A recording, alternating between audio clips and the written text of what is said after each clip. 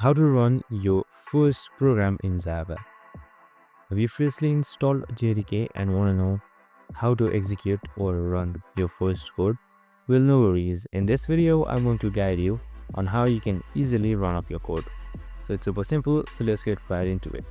So in this video, I have used Programmers as an online compiler. So you can use any other compiler or apps like IntelliJ, Visual Code as well. The choice is yours. Now you need to simply type in this code right here. So under this code, public class main, where every Java might have class. So we name it main.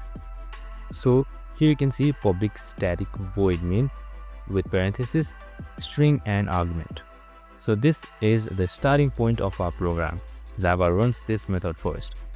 So system out to println is a syntax with parenthesis and quotes on and ending with semicolon.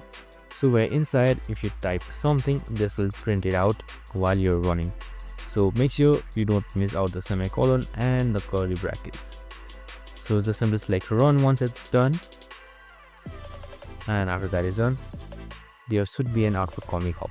So here you have it. There is no errors, and as you can see, the output is up, and that's it. I hope this video helped. If it did, make sure to like, subscribe and tune in with us for more of these videos.